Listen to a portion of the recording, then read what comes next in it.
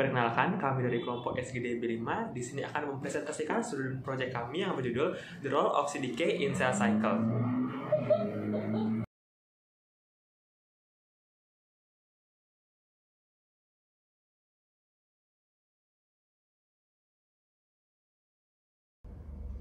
Sebelumnya, perkenalkan, saya Luput Canda Adelia Permana dengan 3 digit NIM terakhir 112.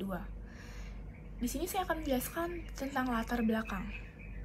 Siklus sel adalah proses yang kompleks di mana sel mengalami pertumbuhan dan pembelahan. Cyclin Dependent Kinases atau CDKS memiliki peran krusial dalam siklus sel dengan bekerja bersama dengan siklin, protein yang mengalami fluktuasi konsentrasi selama siklus sel. CDKS terlibat dalam berbagai proses penting seperti transkripsi dan siklus sel, serta komunikasi, metabolisme, dan apoptosis, serta mengontrol pembelahan sel. Pengaruh CDKS dalam siklus sel sangat signifikan. Memahami peranan CDKS dalam siklus sel membantu dalam mengidentifikasi bagaimana regulasi ini dapat terganggu yang dapat berkontribusi pada perkembangan penyakit termasuk kanker. Dengan demikian, makalah ini menyoroti peranan CDKS pada siklus sel. Perkenalkan, nama saya Gusti Murakama Bagus Tirta Putra dengan 3 digit NIM terakhir 124. Rumusan masalah untuk student project kami adalah 1. Apa itu CDK? 2. Apa saja hal-hal yang mempengaruhi CDK? Dan 3. Apa pengaruh dari CDK terhadap cell cycle? Perkenalkan, nama saya Gusti Murakama Bagus Tirta Putra dengan 3 digit NIM terakhir 124. Di sini saya akan menjelaskan tujuan dan manfaat dari student project kami yang berjudul The Role of CDK in Cell Cycle. Pertama, tujuan. Tujuan yang pertama untuk mengetahui definisi, jenis dan fungsi dari CDK. Kedua, untuk mengetahui hal-hal yang mempengaruhi CDK. Dan ketiga, untuk mengetahui pengaruh CDK dalam cell cycle.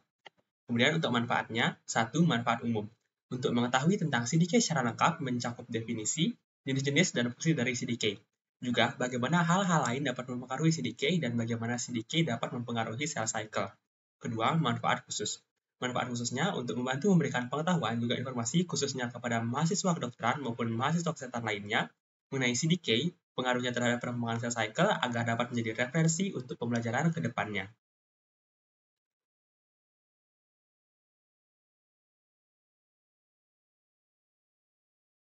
Perkenalkan, nama saya Niputu Ahyulasmita Devi dengan 3 digit yang terakhir 110.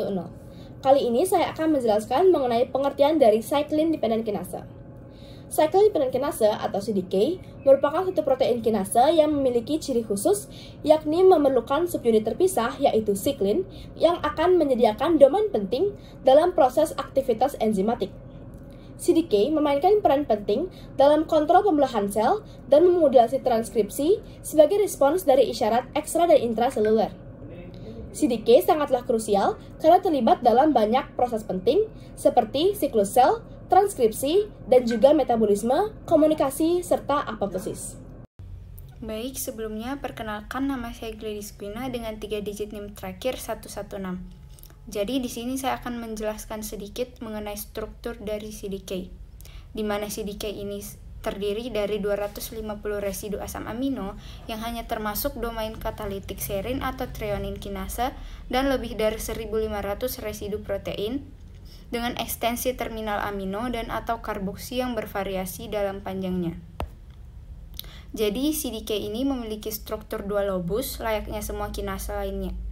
Lobus terminal amino memiliki lembaran beta, sedangkan lobus terminal karboksi memiliki banyak heliks alfa, serta situs aktif terjepit di antara keduanya.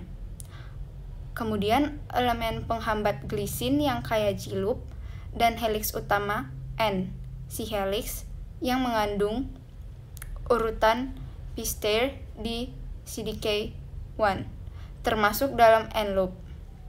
Kemudian, C-loop juga mengandung segmen aktivasi yang terletak dalam apa yang disebut sebagai T-loop. Sekian penjelasan mengenai struktur CDK dari saya. Terima kasih. Baik, perkenalkan saya Igusti Ayu Putu Putri Junia Indraswari dengan 3 digit NIM terakhir 130. Kali ini saya akan menjelaskan tentang jenis-jenis CDKS. CDKS adalah threonine atau serin protein kinase, di mana untuk mengaktifasinya harus berikatan dengan cyclin. Konsentrasi CDKS relatif konstan selama siklus sel berlangsung. Studi evolusi menunjukkan bahwa CDK terbagi dalam 8 subfamili yang terdiri dari 3 subfamili yang berhubungan dengan siklus sel, yaitu CDK1, CDK4, dan CDK5, serta 5 subfamili transkripsi yaitu CDK7, CDK8, CDK9, CDK11, dan CDK20. Berbeda dengan prototipikal CDC28 kinase dari ragi yang sedang tumbuh, sebagian besar CDK ini mengikat satu atau beberapa cyclin konsistensi dengan spesialisasi fungsional selama evolusi. Baik, perkenalkan, nama saya Dewa Yu Agung Promosi Besang dengan 3 digit NIM terakhir 114. Di sini saya akan melanjutkan penjelasan dari jenis-jenis CDKS. Jadi, yang pertama itu CDK1 adalah master dari regulasi siklus sel dan penting dalam replikasi DNA serta mitosis. CDK1 diaktifasi oleh cyclin B dan memfosforilasi beberapa jenis protein yang terlibat dalam sel. CDK2 secara spesifik berperan dalam fase G1 atau transisi S. CDK2 diaktifasi oleh cyclin E dan memfosforilasi protein yang meregulasi sintesis DNA. Selanjutnya, CDK4 dan CDK6 terlibat dalam fase G1 dan penting dalam sel proliferation. CDK ini diaktifasi oleh cyclin D1, D2, dan D3, serta memfosforilasi protein yang meregulasi pertumbuhan sel dan diferensiasi. Baik, sekian penjelasan dari saya. Terima kasih. Perkenalkan, nama saya Ayu Setia Devi Depla, biasa dipanggil Devi dengan NIM 108. Di sini saya akan menjelaskan mengenai fungsi CDK. Cyclin Dependent Kinase atau CDK memiliki peranan yang penting dalam siklus sel, transkripsi, komunikasi, metabolisme, dan juga apoptosis. CDK memfosforilasi protein yang bertugas dalam memulai dan mengatur peristiwa yang menjadi ciri khas pada tiap fase siklus sel. CDK memastikan bahwa dalam proses pembelahan sel, setiap sel dapat mereplikasikan DNA secara akurat dan memastikan bahwa dua sel anak terpisah secara merata. CDK dapat dikelompokkan menjadi 2 subkelompok utama, yaitu CDK siklus sel yang meliputi CDK 1, 2, 4, dan 6, dan juga CDK transkripsional meliputi CDK 7, 8, dan 9. CDK1 yang berinteraksi dengan siklin B1 berfungsi untuk memfasilitasi transisi fase G2 menuju fase mitosis dan memastikan DNA yang rusak tidak tereplikasi atau terdistribusikan ke anak. CDK2 adalah komponen siklus sel yang mengontrol transisi G1S dan S ke G2. CDK2 juga memainkan peran kunci dalam mengendalikan diferensiasi sel, proliferasi pada ragi, apoptosis pada podosit, dan adaptif respon imun pada sel T. Aktivasi kompleks CDK4 dan CDK6 juga mengatur fosforilasi produk gen retinoblastoma atau RB dengan menonaktifkannya secara fungsional.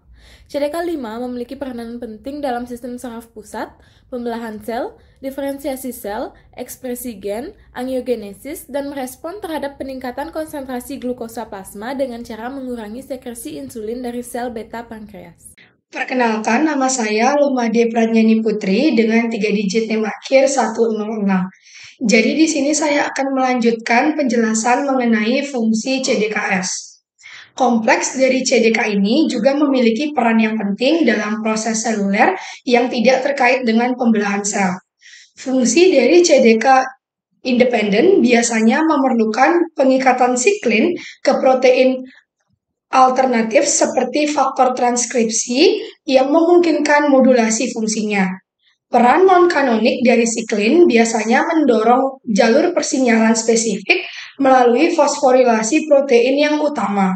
Selain itu, beberapa kompleks dari CDK juga terlibat dalam proses lain seperti target dan juga efektor sebagai jalan untuk perbaikan jika terjadi kerusakan DNA.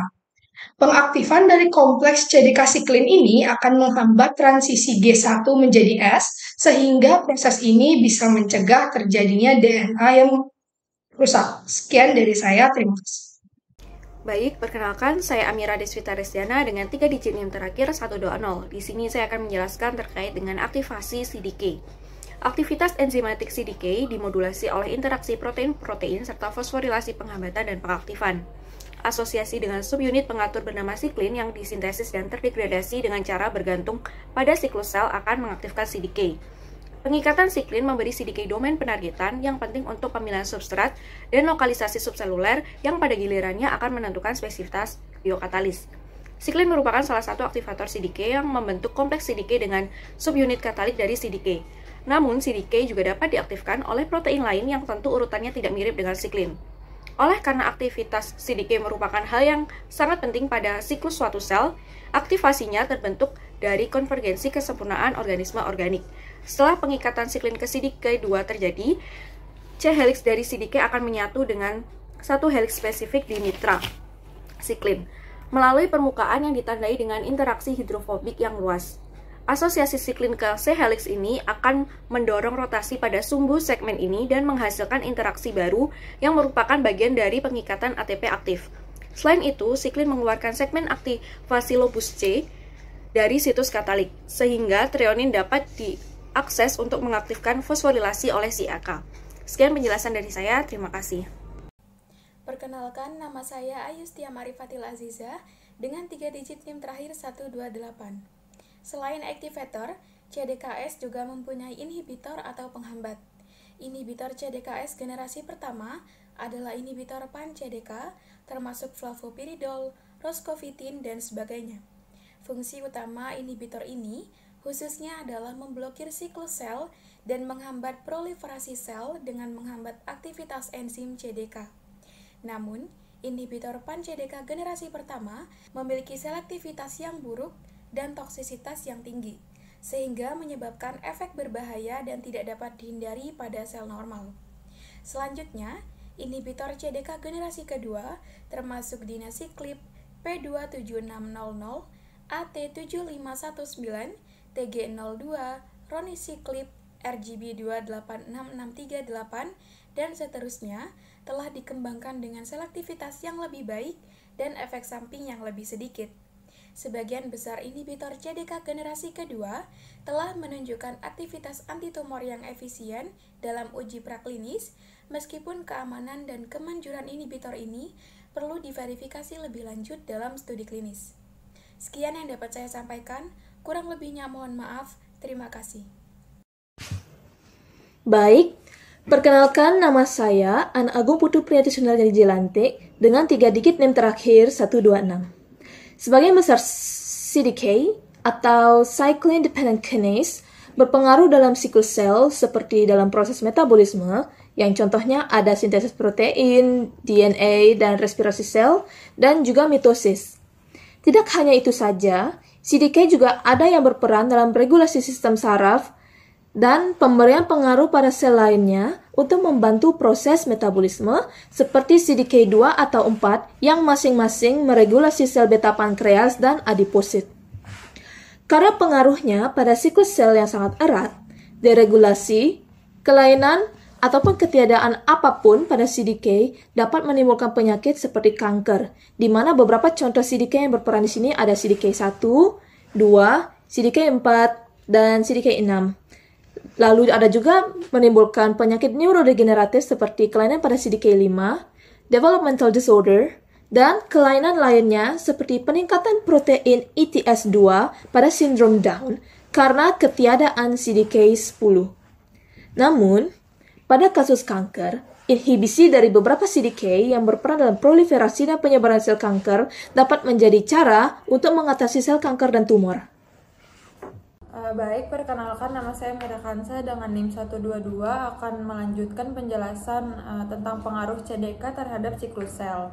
Jadi CDK cyclin yang diaktifkan akan memicu serangkaian peristiwa dalam siklus sel, yang kemudian akan mengfosforilasi target tertentu termasuk protein-protein yang terlibat dalam replikasi DNA, pemisahan kromosom, dan transisi antar fase siklus sel. Fosforilasi ini akan memicu perubahan struktural dan aktivasi protein target yang memungkinkan siklus sel untuk melanjutkan ke tahap berikutnya. Misalnya, jika CDC25A atau CDC25B diekspresikan secara berlebihan, ini akan menyebabkan aktivasi tidak terjadwal dari CDK cyclin dan akan mengganggu regulasi siklus sel. Sekian dari saya, terima kasih.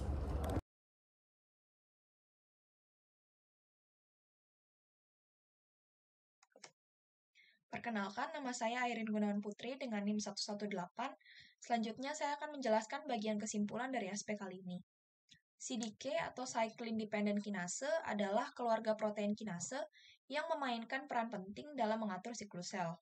CDK menggerakkan siklus sel dengan memfosforilasi protein yang bertugas dalam memulai dan mengatur peristiwa yang menjadi ciri khas setiap fase siklus sel. CDK juga memastikan bahwa dalam proses pembelahan sel, setiap sel dapat mereplikasikan DNA secara akurat dan memastikan dua sel anak terpisah secara merata. Selain perannya dalam regulasi siklus sel, CDK juga terlibat dalam mengatur transkripsi, komunikasi, metabolisme, dan apoptosis. CDK sendiri dapat dikelompokkan menjadi dua subkelompok utama berdasarkan fungsinya, yaitu CDK siklus sel atau CDK 1, 2, 4, dan 6, dan juga CDK transkripsional, terutama CDK 7, 8, dan 9. CDK terlibat dalam banyak proses seperti metabolisme, regulasi mitokondria, dan regulasi transporter. CDK juga mengatur insulin dan sinyal faktor pertumbuhan yang mempengaruhi sel yang berproliferase dan tidak berproliferase. Ketika terjadi kesalahan, apoptosis biasanya dimulai pada sel tersebut. Tetapi jika kesalahan tersebut tidak diperbaiki, hal itu dapat menyebabkan kelainan atau penyakit seperti kanker dan penyakit neurogeneratif. Dalam konteks kanker, deregulasi CDK 1, 2, 4, dan 6 yang terlibat dalam siklus pembelahan sel telah dikaitkan dengan pembentukan dan penyebaran kanker dan tumor. CDK 5 yang secara tidak langsung terlibat dalam pembelahan sel, melainkan dalam aktivasi fungsi-fungsi dalam sistem saraf, juga bisa dikaitkan dengan pembentukan dan penyebaran kanker dan penyakit neurogeneratif. CDK diaktifkan oleh defosforilasi oleh CDC25 yang memiliki dampak penting dalam siklus sel. Deregulasi atau ekspresi berlebih dari CDC25 dapat mengganggu keseimbangan normal dalam aktivasi CDK siklin, yang dapat berkontribusi pada pembentukan tumor dan perkembangan kanker. Selanjutnya, untuk saran dari SP kali ini, untuk penelitian selanjutnya diharapkan akan lebih banyak sumber jurnal yang dapat diambil agar lebih banyak referensi untuk penelitiannya, sehingga hal-hal yang dibahas juga bisa lebih mendalam. Dengan lebih banyak sumber yang diambil, akan lebih spesifik lagi penelitian yang dilakukan agar bisa lebih berguna bagi masyarakat. Sekian dari saya, terima kasih. Baik, sekian saja presentasi dari kelompok FGDB 5. Mohon maaf jika ada kesalahan kata atau kesalahan lainnya. Saya tutup dengan terima kasih.